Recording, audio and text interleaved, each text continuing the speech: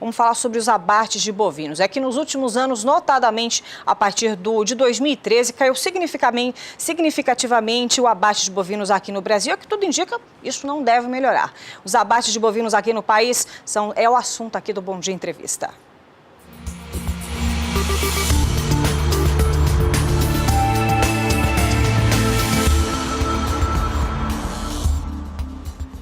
E para falar sobre o assunto, estamos recebendo aqui em nossos estúdios João Pedro Cuti Dias, analista de agronegócio aqui do Canal do Boi. Bom dia, seu João Pedro. Bom dia. Começando bem a semana, vamos falar sobre os abates de bovinos com chuva, né? Chuva é muito bom. Choveu bastante. Graças a Deus. Desde ontem já começou essa madrugada inteira a chuva aqui em Mato Grosso do Sul. Pelo menos o pessoal da Somar está falando que é quase todo o Brasil agrícola, né? Então isso é muito bom. Muito bom. Vamos falar agora sobre os abates. Para a gente poder repercutir, vamos dar uma olhadinha no gráfico para você entender melhor como vem sendo aí esses números para a gente poder comentar. Vamos dar uma olhadinha? Pode colocar a produção, vamos dar uma olhada nos abates de bovinos que desde 2013 vem se observando essa queda. Esse é o IBGE que divulga isso aí. Isso aí são os abates com fiscalização, seja municipal, estadual ou federal, CIF, né? CIF. Então, você vê desde 2013, com 8.890 no quarto trimestre, a partir daí começou a cair os abates. E continua caindo. Esse ano está na faixa de 7 milhões e 400, 7 milhões e 500. Agora, o que chama atenção, Elaine, é que alguma coisa está errada nisso aí. Quando você olha o número de couros que são comercializados no Brasil, o abate daria 29 milhões e 600, etc., como foi o ano passado, 2016. Porém, o couro um pouco mais, 32 milhões e meio. Mas o que chama mais atenção é o seguinte, o IBGE divulgou a semana passada a estatística do rebanho brasileiro. Fala-se que o rebanho brasileiro de gado bovino alcance 218 milhões de cabeça. Agora, se você olhar os abates, não sem inspeção, ou o número de couros e dá um pequeno valor, não chega a 16% o desfrute. Alguma coisa está errada. Ou esse rebanho não é 218, ou alguma coisa está muito errada. Não encaixa, né? Não encaixa. O Brasil melhorou a pecuária. Nos últimos 10 anos, você diminuiu um mês praticamente por ano de idade média de abate. Você hoje, a pecuária não sobrevive com desmama de 50% de bezerro, a cria. Você hoje apertou as margens, então alguma coisa está errada. Hoje começa o Censo Agropecuário Nacional, depois de tantas delongas aí. Esperamos que saia um número que seja um pouco mais coerente. Esse 218 em relação ao desfrute, ou seja, nós estamos dando um atestado que não houve nenhum avanço na pecuária. Se você voltar 20 anos atrás, a desfrute era 17%. Nós estamos falando hoje em menos que 17%. Se você pegar os abates ou o couro comercializado em relação ao rebanho. E qual que é a solução, então? Seria, o censo, então, vem numa hora ideal? Olha, precisa ter um número bem correto. Eu acho que alguma coisa está errada nesse número que nós temos de rebanho. Não existe esse rebanho no Brasil. Se você olhar pelo desfrute, é impossível que a pecuária não tenha melhorado. E ela melhorou, você nota isso, melhorou. Você vê uma redução de abate, você vê qualidade, tudo isso você nota hoje no dia a dia da pecuária. Só que se você pegar um número e olhar o abate, o desfrute é muito baixo. Os Estados Unidos, por exemplo, tem um desfrute superior a 30%. A Austrália também é acima de 30%.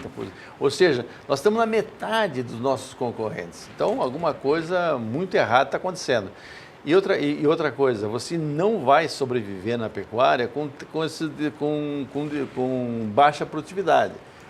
Há pouco tempo atrás, no Rally da Pecuária, que o pessoal da AgroConsult fez, ele mostrou claramente, olha, com 2 arrobas por hectare, você não tem renda, ao contrário, você tem prejuízo, você está comendo a fazenda.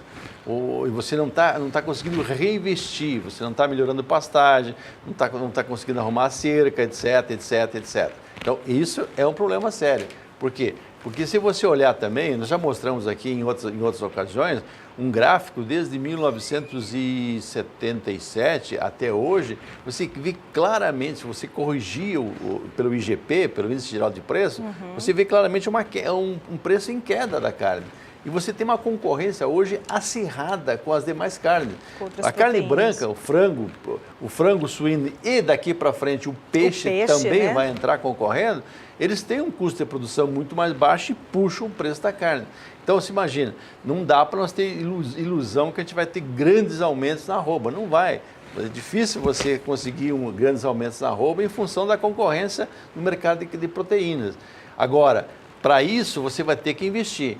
Quando a gente olha o Brasil daqui para frente, a gente vê um Brasil que vai ter o que na pecuária? Vai ter muito a integração, ou seja, o pecuarista ele não precisa ser um agricultor, ele precisa recuperar o solo, que é o patrimônio maior dele. Otimizar o resultado. Botar uma pastagem de boa qualidade e, se possível, fazer uma integração com a agricultura, ou ele ou arrendando. Essa figura do arrendatário é uma figura que tem que ser analisada por todo pecuarista que pode. Lógico, uma região que não tem infraestrutura, não tem estrada, é complicado o processo. Onde tem infraestrutura, tem que ser avaliado. Por quê? Porque aí você pula de uma produção de 2 arroba por hectare para 10, 12 arroba por hectare.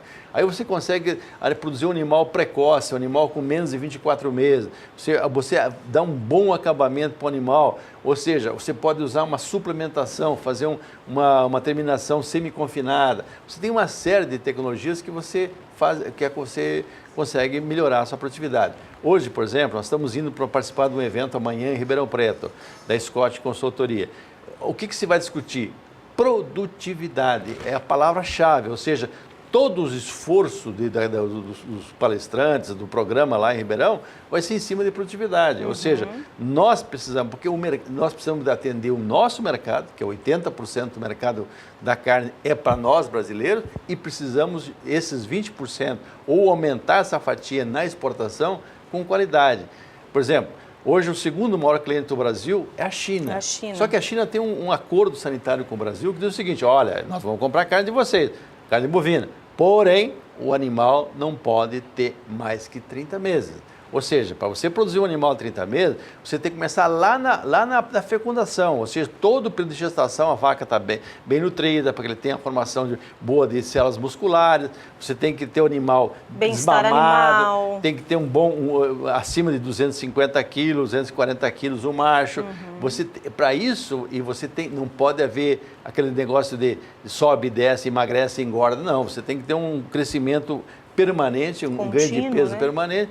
Isso, hoje nós temos tecnologia para isso. E o senhor e a senhora precisam levar em conta isso para o futuro do seu negócio. Tá certo. Informações para a gente começar bem a semana, começando já o 10º mês de 2017. Está quase acabando o ano, já estamos agora no 4º trimestre, né? Quase indo para o 4º trimestre. Não, começou Outubro, agora. novembro, dezembro. Estamos no 4º trimestre no trimestre agora. final do ano, que é o trimestre que mais se consome carne bovina no Brasil. Entra o 13º, melhora a renda do brasileiro. A economia está melhorando, graças a Deus, apesar dos problemas políticos. Então, isso é bom, o futuro é bom. E a exportação está boa. Hoje deve sair a exportação no mês de setembro. Esperamos que ela dê. E a gente vai repercutir então aqui junto ao programa. Bom, e por aqui, muito obrigada, seu João Pedro Pucci Dias, pelas informações. Abate de bovinos, é bom a gente ficar por dentro de todo o cenário dessa cadeia, importante cadeia produtiva, depois de falar sobre o produto interno bruto e a importância também do produtor nesse elo da economia brasileira.